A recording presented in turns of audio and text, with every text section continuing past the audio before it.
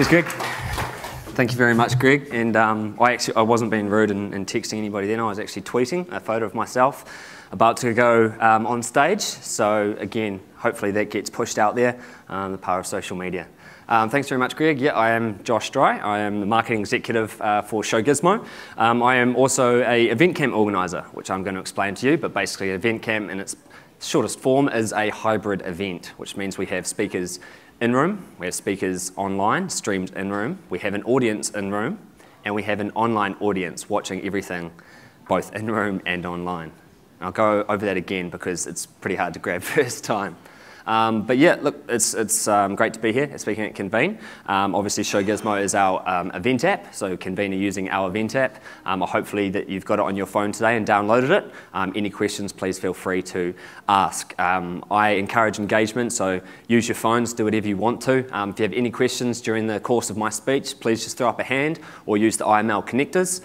Simon, who just walked in down the back there, is from Showgizmo also. If you have any questions about getting onto the app, he can help you out during the course of this presentation. So what is Showgizmo? So Showgizmo, we're just about to have our 3rd birthday. So happy birthday us, 3 years in the industry. Obviously, you all been in the industry know how much of achievement that really is. We are still the only event app provider in New Zealand. So that's great to hold that title. And we develop native apps. What that means is that we develop for all smartphones and all tablets. So we have an iPhone, an iPad, Android, BlackBerry, and we have a mobile web version as well. Mobile web version, for those who aren't that familiar, is a simple URL link that anybody can access through any internet-enabled device. So we've been working with our app, which is Showgizmo, that clients, PCOs, conference organisers, event organisers, venues, large brands, corporates, internal meetings have all been using for the past 3 years. So we've just about done 200 shows, and we're in 11 countries around the world. So that's a little bit about us and what we do. If you have any questions, again, we'll be downstairs right by the registration desk. So event camps. Okay, so this is a model of an event that is, it's a hybrid event. So they've been run for about 3-4 years now. There's been 11 of them in total. And what they are is events that really get event professionals like yourselves together in a room to hear from some industry leaders, thought-provoking on marketing, social media, obviously, event technology, hybrid events, the risk planning, all the important and rapidly growing parts of our industry. And it started through a hashtag. So if any of you are on Twitter, I highly recommend, I'm going to use a pointer, it's going to be fun, event profs, following that. It's a hashtag that started this event camp movement. And what it is, it's event profs all around the world that are sharing their trends and technologies online. So after this event, I will probably post out a report or make a little blog post about this. I will then share that on Twitter by saying my Convene experience, hashtag event profs. And I know people are following that because I'm following that, and there's a lot of traffic on that each day. And it's a great place to source some information. So these event profs decided, hey, look, we need to have events. We need to have events that we can meet with one another from across the globe and really share these trends and technologies. Because you can imagine the people in the Middle East, you can imagine the people in Asia, they're all the people, we have a rep in Kenya, in Africa, and you can imagine how different their events experience is to us. So this is a great way of something happens and then it goes global as quick as possible. So event professionals from around the world get to speak. So as I said, I've organised Event Camp Down Under 2012 and 2 in the Middle East now, last year and just last month. We're looking to do Event Camp Down Under again, probably this year. So please, stay tuned to what we're doing on those movements. Because it is great. You can attend from absolutely anywhere in the world. We have people log in all over the world. We have people logging in from their bedrooms, from their offices. We have guys tweeting in our last event, he had his iPhone in his car watching while he was driving along. Don't know if I recommend that, but it's possible. And also the huge thing about this is the savings on speakers. So obviously these speakers all around the globe, they want to come to your event, you want them to come to your event, but it's just not cost benefit. You can't fly these speakers around the world, so you have them stream in. And then with social media and event technology, like I'm going to continue to progress with, is that you can keep the audience engaged in room just like they were there. So look, I'm going to talk about good social media and implementing good principles and practices into your events. I can later, if you come up and ask nicely, talk about getting you a Twitter account and a Facebook page for your business, getting onto LinkedIn and the benefits, but I'm not going to preach 101 social media. I'm going to talk about real life examples and how they can actually enhance your events for the better. I'm also going to refer to the life cycle of an event, and it is before, it is during, and it is after. You've got to set up your channels beforehand. You've got to communicate that those channels are open and that you want people to talk in those channels. Then at the event during, you've got to embrace it. You've got to use the technologies you've put in play. You've got to get people to use those technologies. And then afterwards, how many events do you see that an event live finishes and that's it, bang, you don't hear anything. You may get the pesky exhibitor follow-up email, but that's about it. And what I'm talking about here is afterwards is putting out the event photos, putting out the videos. We're getting filmed here right now, putting that out on these channels that you have already opened up so you guys can watch it. You can say, oh, that was a great experience. You can pass it on to your friends. Again, they leverage from that and it may sign up next year. So keeping these channels going may be creating Convene more business. Look, I want to refer to the channels being open whether you like them or not. Some of you have seen Ellie on stage this morning, prolific Twitter. She is over everything, and she keeps coming up to me. She's come up to me 3 times so far today, telling me that nobody else is tweeting and how disappointed she is. So she is the type of person that if you have an event and you don't open up the hashtag Convene 2013 and tell people that that is the hashtag, she's going to create it. She's going to create one anyway. And it could be Convene NZ, it could be Conv 2013, it could be anything, and that's out of your control. So one of my messages is open them up because then you have the control. These 2 examples here, oh shoot, sorry, wrong one. This was Susan Boyle's recent album release. Her PR team tried to go with Susan Album Party, but there's a couple different ways to read that, and that caught huge headlines. The next one was when Margaret Thatcher died last week, passed on. Now Thatcher's dead, got read as now that Cher's dead, and the internet world thought that Cher had just died and sent their messages of condolences. So another example, be it humorous, take control, make sure you open up the channels because other people will do that otherwise. One thing I saw that's really great at NetHui, so NetHui is one of our clients that we use, it's Internet NZ, put on that event, and hopefully some of you might have attended it. They have really great social media on that event, really good. And one of the things that I've taken away from that was they crowdsourced notes via Google Doc. Okay, so if anybody knows what Google Docs do, it allows people to contribute on the same document. They open this up during the event. So right now, people may be taking notes on this, taking notes on any presentation. They were all doing it in the same file. Okay, so they pushed this out on Twitter. Someone said, hey, here it is, guys, it's on Twitter. Here's the link. And so each session had a crowdsourced Google Doc. I went in at one stage, there were 35 people contributing to the same document at the same time. And some of that may be too much for you, but hey, you can sit back and get those notes later. They're being made available for you. If you want to contribute, you can. If you want to go in there and see the people that are contributing, go have a conversation with them later, you can. That's the power of opening up these channels.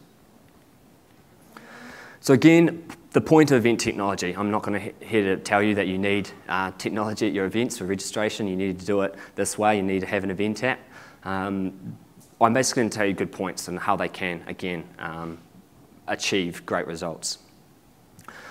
The first one is just that you make otherwisely, really long processes streamlined. And you just got to think about email. Why do we email? Because it's fast, it's efficient, it's digital. I mean, can you imagine just one little thought into the process of sending a letter to all of us that Convene was on? That happened back in the days. Events have been around one of the longest industries in the world. That did happen, and people were getting letters to attend events. How fast, how much more efficient is email now?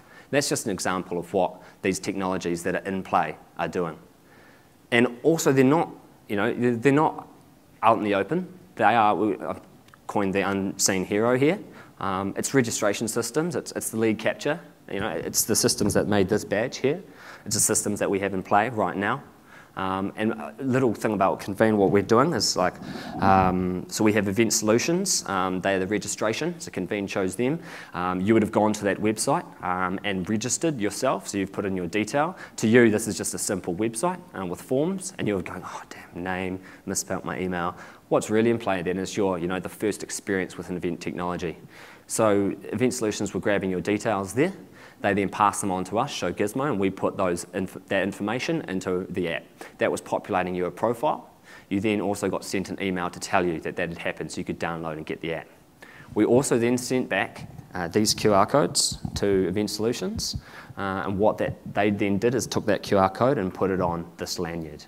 So that all happened in the background. So you signed up on a website, you walked up to the day, and you got this lanyard.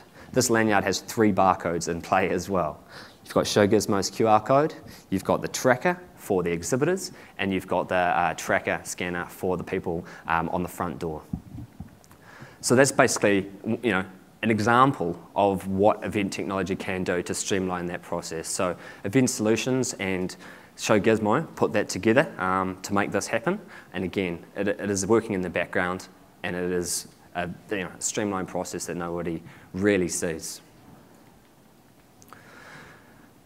Okay, so here's my example that I'm going to refer to, and it goes back to the event camp that I talked about before. We had people who were following Twitter on the day. They may have been in the office or at home, as I said. They're scrolling through their list of tweets. They see the hashtag pops up. It's ECDM13. Understanding what that means, they go into it. They see that it's an event hashtag. They follow through that hashtag stream. They see that there's a live stream of this. So they click on the live stream, they get taken to an external website, and there's a speaker speaking directly on stage. The speaker is either on stage as I am here, being streamed online, or it is a remote speaker. So for Event Camp Middle East, we had 4 remote speakers. We had Liz King, who was in New York. We had Steve McKenzie, if you know eTouches, who was wherever he is in the world. He's in Shanghai at the moment. I believe he was in a hotel room in Washington. We had a Swiss speaker, and we had a speaker in Sydney. So you can imagine, obviously, the costs involved in that. But we had people following Twitter who could see that, the channels that we had opened up, we told them that would be tweeting and talking and posting photos. And then all of a sudden, our speaker, Craig Rispin in Sydney, he retweets this, and then his followers go, oh, Craig, you're speaking live. They jump on, they see him live. They then ask a question to Craig through the hashtag, the official hashtag, which Craig is following on his laptop at home, and that we have a Twitter wall in the event that people are following as well.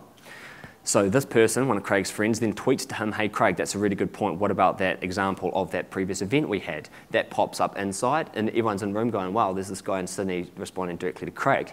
Craig sees it pops up, goes, oh Mike, great to hear from you. That event was great. The example was blah, blah, blah, blah, blah. Responds directly to that person. They're sitting in a bedroom miles away from this person, watching them directly online, and responding through the use of social media directly. And I just think there's nothing better than that. It's direct, it's fast, you get a great feeling and great experience from that. So the event has enhanced the experience of the attendees, and you're getting feedback. It's educational, and it's free. The glue that puts that together, and as I mentioned, we have people in room, and so that's me down there. A term coined the social media concierge, and again, this is a concept that came up through event camps. What I'm doing there is I'm following that hashtag. So I've got my laptop open, and there's plenty of free tools such as Tweetwall, Hootsuite, to basically follow a hashtag and see the tweets coming through. So I was also the hybrid MC. So I introduced my friend Mark Smith here, who was in Vancouver. We're in Sydney at IML's offices. And I basically welcomed Mark on, sat down, listened to his presentation while he addressed the room and online audience. And then in room and online, they posed questions to Mark via Twitter. And so I was doing 2 things. One, I was monitoring them so there was no spam going up on our Twitter wall behind me, because we had a big projector behind me displaying those tweets. So if anyone's saying, this guy's terrible or anything like that, we just remove that. But then also the second thing was I have a microphone on, and I was vocalizing those comments directly to Mark. And we had told all of our speakers that we were going to do this, and we were going to interrupt them as soon as we had a valid question. So again, it goes back to the event objectives. The person in charge of social media needs to know what the event objectives are. For instance, I need to know what questions that Mark could handle, ones he couldn't, and ones that I did want to discuss. When they popped up, I'd interrupt. Excuse me, Mark, got a question from the audience. I'd read out the handle. We've got Jim Bob here from Sydney, and what he would like to know is, Mark handles that, answers it directly to the audience, in room and online. And I just don't think you can get more engaged than that. I have a consistent battle with people where they say face-to-face, you'll never replace it, and I agree, but I think hybrid events and virtual events can do a lot more than people take them for granted. I think hybrid events will continue to rise in their frequency and the emphasis on them. By emphasis, I suppose I'm referring to the costs. So we haven't charged any of our attendees online. It's free to attend, but I think that time will come soon. For me, like right now, I can go back. There's Coachella, there's a big festival on in the States. Watched that on live yesterday. You can attend, the Golden Globes, the Oscars online for free. So all these things are happening that you can jump into and watch these live streams. So I think there will be a model that will be charging people, but I don't think it'll come just yet. What makes a good social media concierge? Well, I'll touch on this quickly. You have to know those event objectives, as I mentioned. You have to be aware of the social media at play. You have to be aware of the technology at play. So myself, I had to learn all the streaming that was going on. Obviously, our sponsors put that on, and I had to be aware of exactly how everything was working.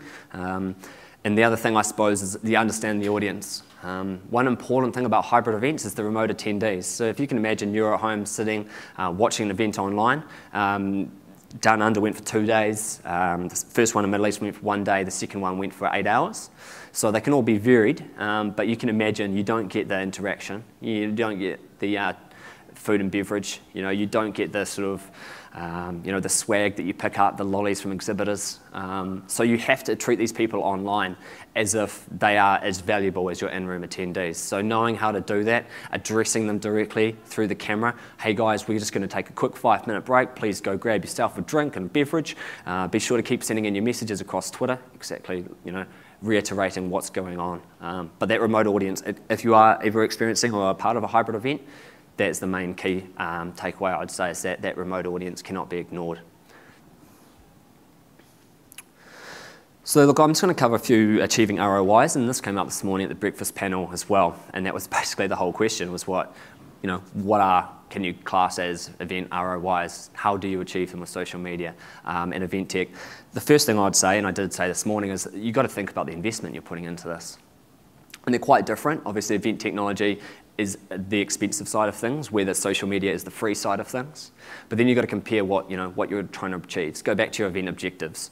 You're using event technology to eliminate hours of headaches, make things streamlined, keep things digital, access the reports that are digital. Keeping things digital, it's off paper, it's saving you money, it's also saving you time and costs involved in that.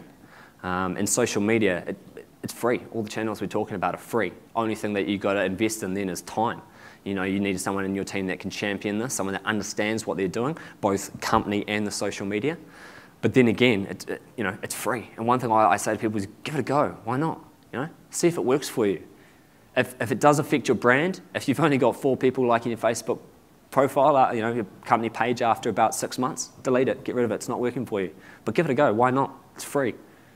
And there's some huge things that can be generated through social media and event technology.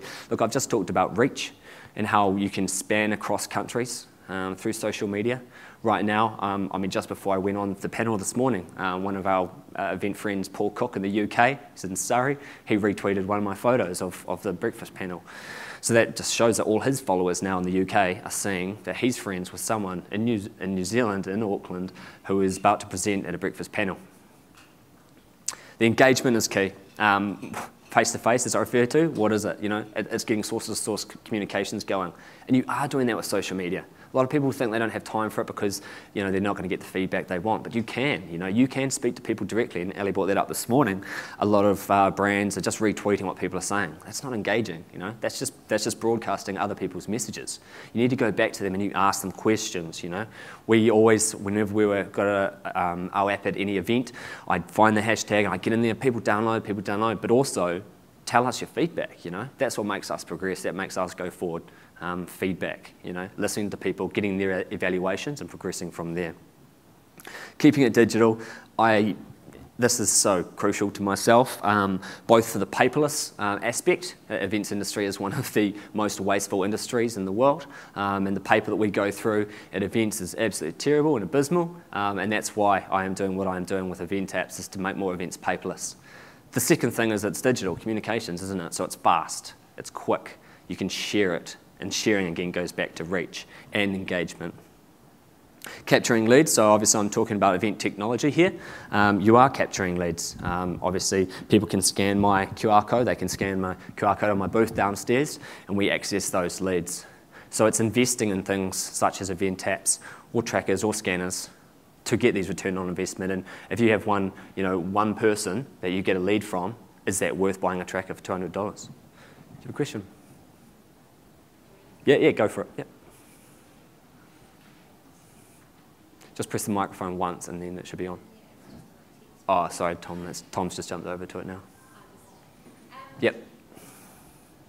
I was just having a look at the events app on Twitter, and you're talking about engagement and conversation.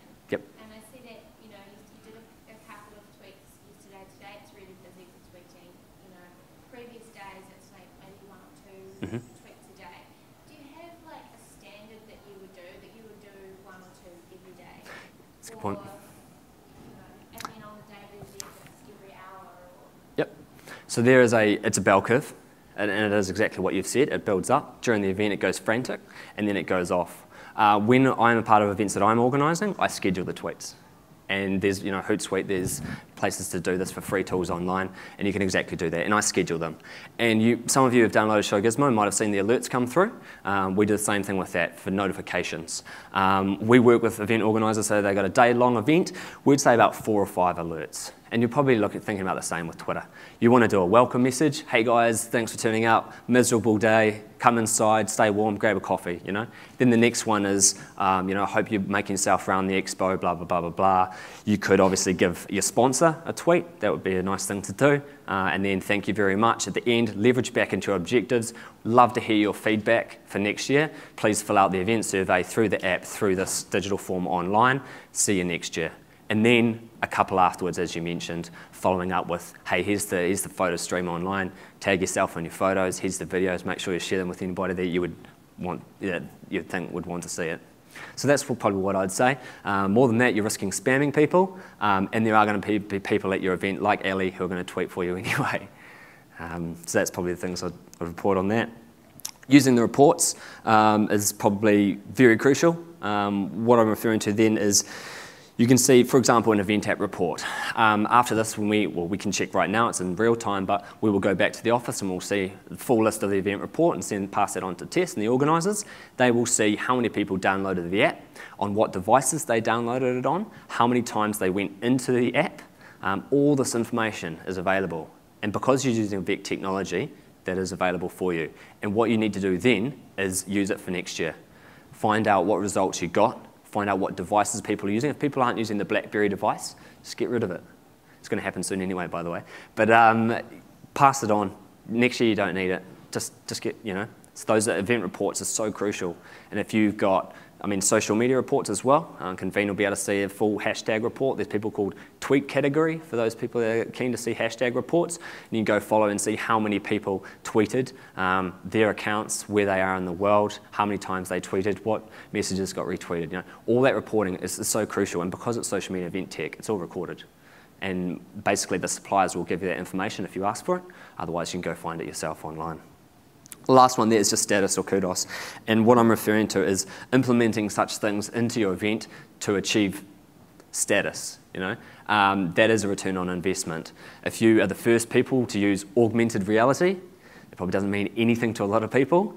Basically what it is it's the new version of QR codes. So I could basically have an app and I could basically hold it up to a point. For instance, those flower pots over there, hold it over the flower pots come into a digital animation that I can spin and move and enlarge. So it's really gamey, but that is coming in, and believe me, it'll be at events before you know it. And the first person to do that at a big expo, to implement augmented reality really well, will get that status, will get that kudos, and to me that is a return on investment. Now's the time to mobilise. As I said, look, we've been running for 3 years and we thought the tipping point was going to come a lot sooner, but it's still coming. We're riding the wave of smartphone penetration right now. New Zealand is basically, we've got it about 3rd behind Australia and Singapore, but we're getting really, really savvy. I mean, we had to raise our hands for people who had smartphones this morning, and it was through the roof. It was probably about 90%. BYOD, this is where we're moving to now. Bring your own device. So that's where we're at. People are turning up to events with, I've got a tablet, a computer, and a phone with me, and that is pretty standard. The reason you're doing this is because you're sharing, communicating digitally. As I said, keeping things digital, keeping them off paper, but communication as well. So we can obviously use the social media channels, but we can use things like the app. If you encourage people to do them, then they will. You know, you just got to communicate what you're doing for that event. So now's the time also, because it's green and sustainable. Again, another thing I thought would come in sooner, but we've got off, you know, we're really following this one, and a lot of our events, after 3 years, clients we're still with are really going paperless. We've got Perth Event Show next month, and they are going for a paperless event. So there's going to be a lot of information and obviously great press for them about that. But I think event tech, mobile apps, social media, it is actually doing a lot for the green and sustainable practices.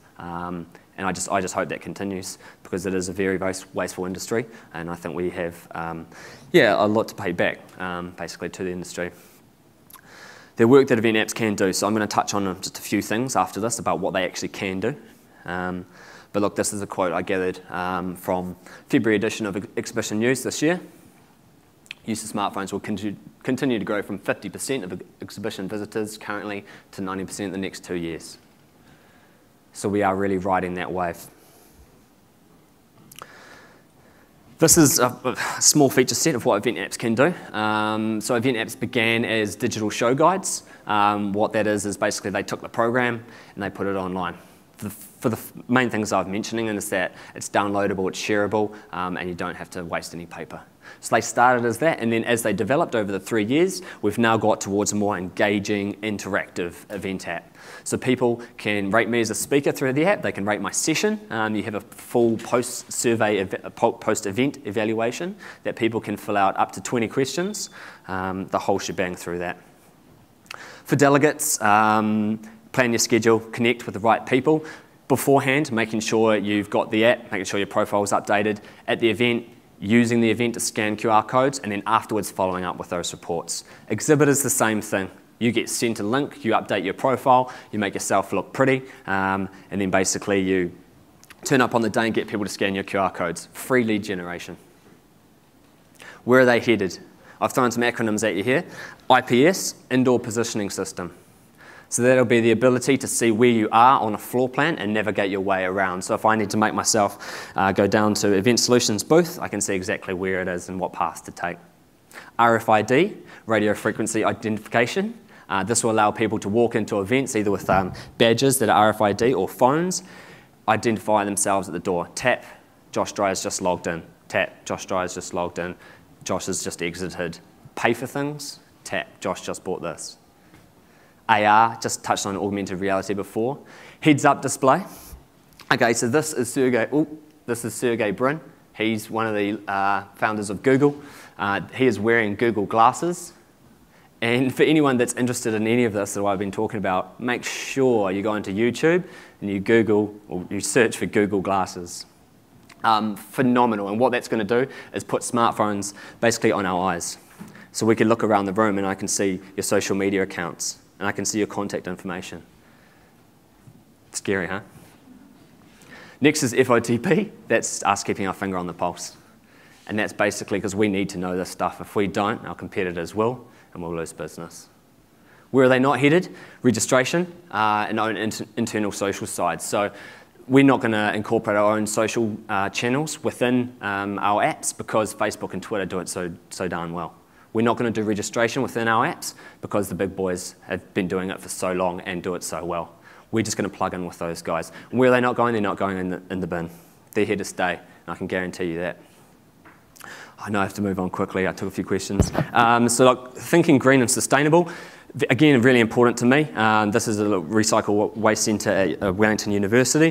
What you're doing is, you know duplicated technologies. Event apps can do a lot, but make sure you don't have other technologies. Otherwise, you're just wasting your time and your budget.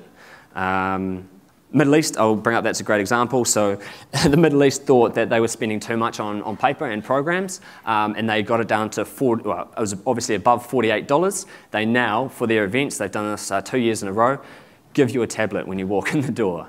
Here you go, here's your tablet. It's got the event app on it, take your notes on this, away you go. And they reckon that's more beneficial than obviously providing all that paper that gets thrown in the bin, and they've got that person locked in with their apps on their tablet. And I'm telling you about that now. You can imagine how many people told their friends about that. Middle East, I'll find out. Don't believe it was the Middle East event show, but it was a Middle East show. And if you flick me a message, I'll find out for you. Virtual goodie bags. Okay, so I always go on about swag and picking up, I call them bags of crap.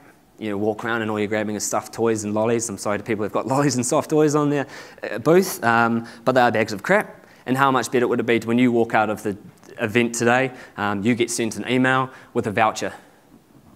You can go online, you have the choice of 3 vouchers. If it's a hair salon, it's a ticket to the rugby, and maybe it's a $25 restaurant voucher. Why not just go virtual? Why are we still doing this old school mentality of giving people bags and go collect some crap, take it home, give it to kids, and they'll throw it in the bin? We need to change, and I think event apps and technology and social media can do these things.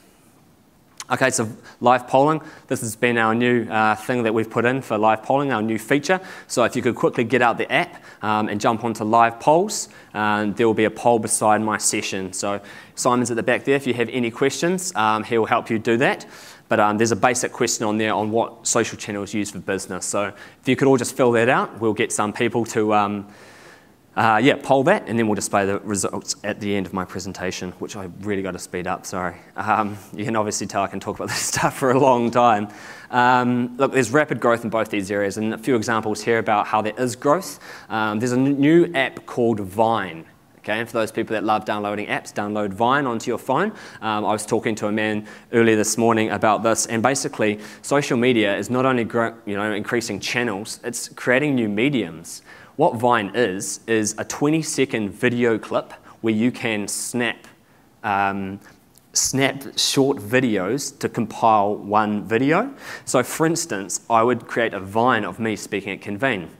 I'd go, finger on, 2 seconds, great day outside. I'd go, here's my crowd, lovely crowd, really engaged. I'd go, always give it up for the tech guys in the corner, and then that's me, smiley face. I would post that out on Twitter, and it's a short 20-second video that people can watch. You can share that across as many channels as you want, and that app is absolutely taking off right now.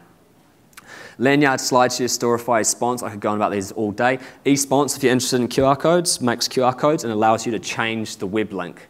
So once you put it onto your marketing materials, you can actually change the link it goes to, so you're not wasting anything, which I love. Storify grabs all the Twitter and social media babble, as we call it sometimes, and puts that into one story for you, chronological order. So we can go through Convene Storify, and I'm happy to create one for after the event for you to see. And basically they'll aggregate all of the Convene social media babble, and they'll put it into one story for us to view. SlideShare, so SlideShare is a slide sharing account. You can also follow famous speakers. My slides are up on there already, so you can download my slides from SlideShare. Again, a link I can tweet out. And Lanyard. Lanyard is a online social channel for people that attend events, which is very appropriate, isn't it? So you can go and you can follow people, you can follow events, and all of the information is crowdsourced. So like event apps, we build them. The information on Lanyard, from speakers to the program, is all generated by the crowds.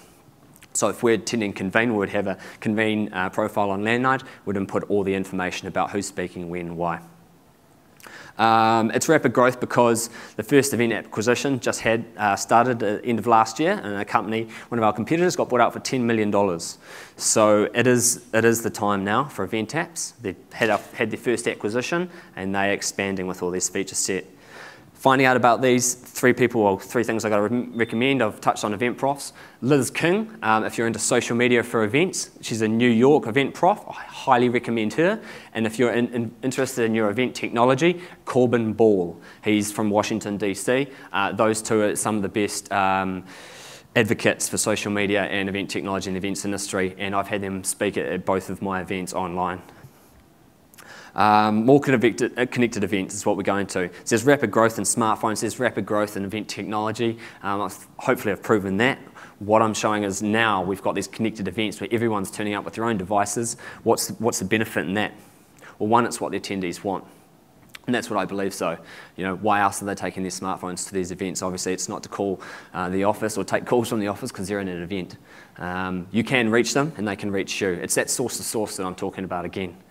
Potential sharing reach, that if I was to send that Vine out now, it could be shared, and because it's a nice new medium, people would find that really interesting. Everyone's up for watching a 20-second clip, that gets shared round, and that reflects back on Convene that they had the speaker on stage, he was speaking on event tech and social media, hey, I'm going to attend Convene next year, and I'll listen to that sort of speech. Last one was that if you want, your competitors will as well. What success looks like, this is Success Kid. So if anybody is into enjoys their social memes, this is Success Kid. And successes can be generated in a whole bunch of ways. I'm just going to let you read that online. But success to me is not just your dollar sign. Obviously, we're in it. Everybody's in the industry to make money. I understand that, but there are a lot better successes out there, and that is increased reach. That is how much of your information got shared. For Event our success by having no budget and obviously not trying to create revenue was just trying to get a good reach and share of our knowledge. You know, that's what we're doing event camps for. So we bring people into the industry to speak and tell people about what they are learning, and that to us is a successful event. That's ROI achieved. Your event's just around the corner. What do you do? How do you get the balls rolling in social and tech spaces? Try an event app like Showgizmo. No, like it's hard to not pitch now, but $500 for an event app sounds pretty reasonable. What we can do for a mobile event. And because it's in the stores, it's really now. So all you got to do is input the information. Social media, all I want to say is embrace it before and during the event. Give it a go, as I said. If it dilutes your brand, if it affects you in any way, just get rid of it. That's all right. No one will care. No one will hold you on that. You've got to try things. If you don't try things, you won't evolve. You won't grow.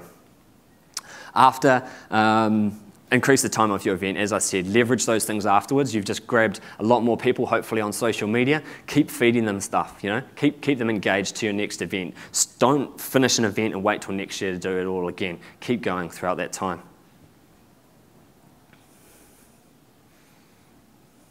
Future-proofing, again, focus on your objectives, focus on your goals. Give it a nudge, get those reports and feedback. Corbin Ball, as I referred to, if you don't have an event app for your event by the end of this year, your attendees will be asking why. Your attendees will be asking why, and your competitors will be doing it. Cool, so look, I'm just going to flick up the live polling results here, just to show test our new features. Actually the first time I've done this with our app, so I'm very excited to see how it goes. But basically, because it's on your app, because it's on your phone, everything's in real time. So these results, awesome. Okay, so we've got people on Facebook, Twitter and LinkedIn and YouTube. Nobody's on Google Plus, and one person's on Pinterest. Well, that's really interesting. So obviously YouTube. I had an interesting talk with someone yesterday about how YouTube may not have been a social channel. And it's quite interesting, isn't it? Because you don't think of YouTube as a social media channel, but it is pretty much one of the biggest social media channels out there. We use it for our event videos. We also use it for producer walkthroughs. But a great way of using YouTube, I think, is having speaker videos go off before the event. If I had a 30-second clip of myself, hey guys, this is what I'm talking about, dancing about, then you're more likely to turn up on the day. And if I just go to the last slide, mate, that'd be awesome. And Greg's going to drag me off soon, so I better... You just click to the next one, man. My clicker's not working now. Thank you. So that's it. We're on stand 95 downstairs. Come have a chat, whether it's about event tech, it's about social media, it's about apps, what we do, or we just want to have a chat about your events and any ideas you have. I'm more than up for that. Info@Showgizmo, if you've got an email that you really want me to respond to with some thought, or @Showgizmo is our Twitter handle. So if you're on Twitter, feel free to flick us a message and we'll get in touch.